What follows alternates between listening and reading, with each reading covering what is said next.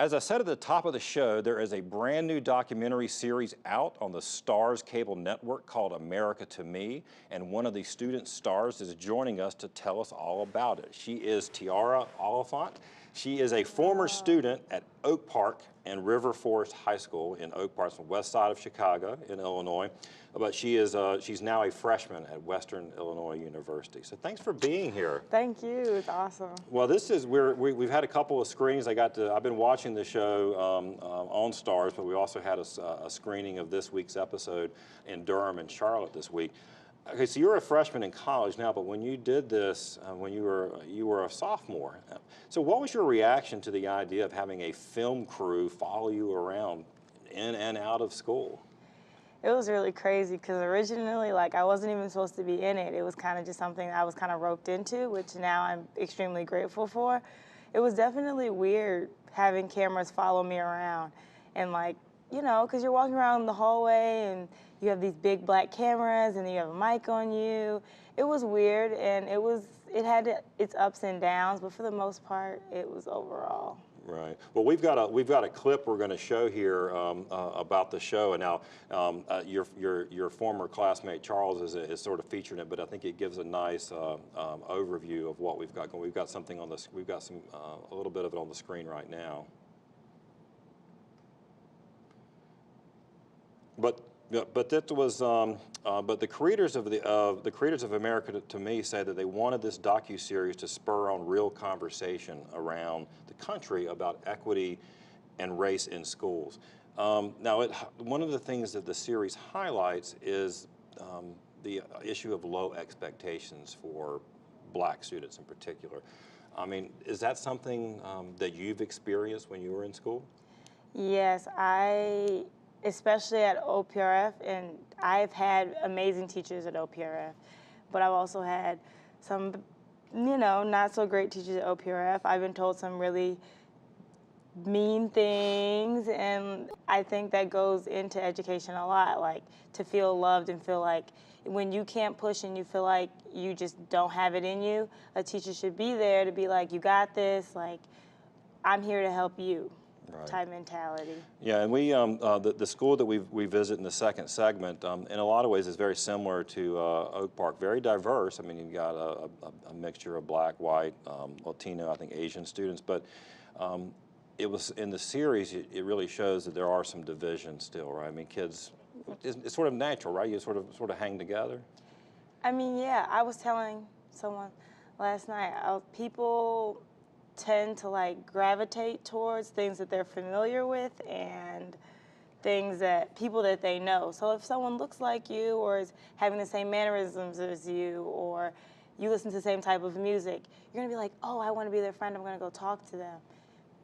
Right. Hang out with them, get to know them.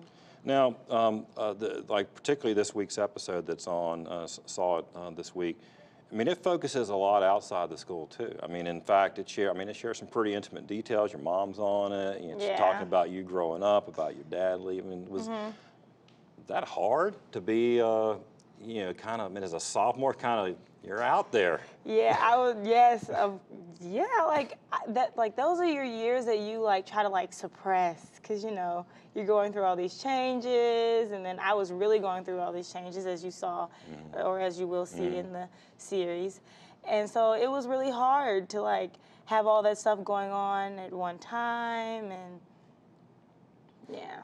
Now, I don't expect you, or frankly, we shouldn't expect our students to have all the answers on how to sort of address some of these issues. You're familiar with the term achievement gap. It's something that why black students and students of color don't score as high on tests and have different grades. But we prefer on this show and at the forum to call it an opportunity gap. But it's been plaguing us for about 30 years or more since schools were desegregated.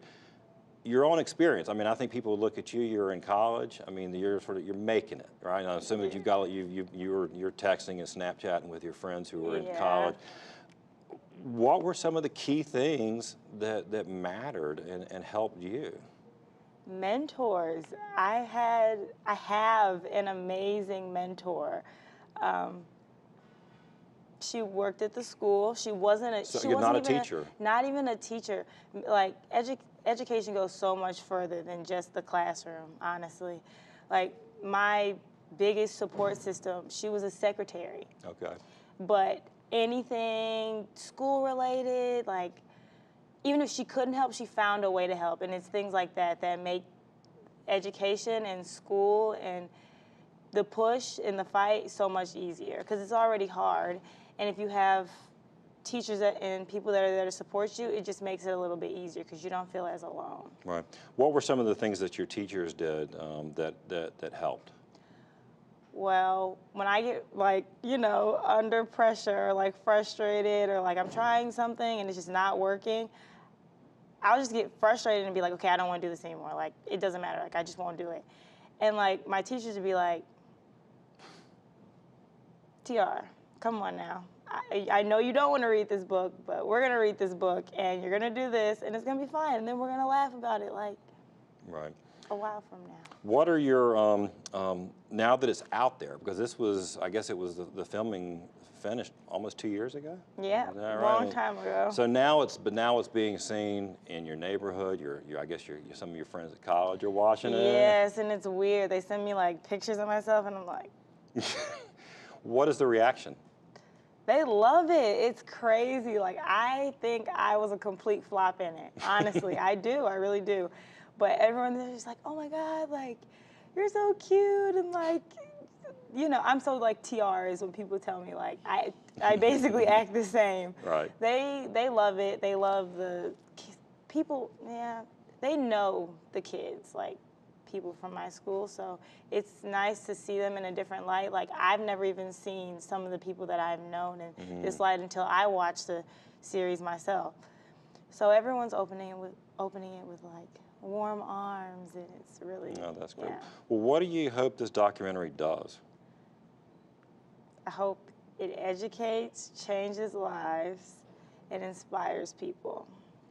Because that's the first step to making a big change. You know what I mean? Like, Right. It has to start somewhere with someone that's not afraid to, like, break expectations and not care what anyone says. And that's what this documentary series did. It's pushing OPRF and it's pushing, like, social expectations and all that stuff. Right. Well, there's an organization, Participant Media is working with, with the producers and directors of America to Media. You're part of a nationwide tour. Mm-hmm. Yeah, this is the eighth state of 10. I think there's going to be a couple more cities coming up. But people who we'll have this on our website. But folks who want to get engaged and find out more about it can go to americatomeirealtalk.com and sign up for more information. But thanks for visiting us in North Carolina. Thanks for being on the show. Thanks, Tiara. When we come back, as I said, we're going to take you to a school closer to home, Enloe, in Raleigh, North Carolina, to talk about a student effort there focused on race and equity. But before we go to break, see if you can answer this question. True or false? Among elementary school children with the same math and reading scores, high-scoring white students are twice as likely as high-scoring black students to get assigned to a gifted and talented program. Education Matters is brought to you each week in part by Paragon Bank, serving others, enriching lives.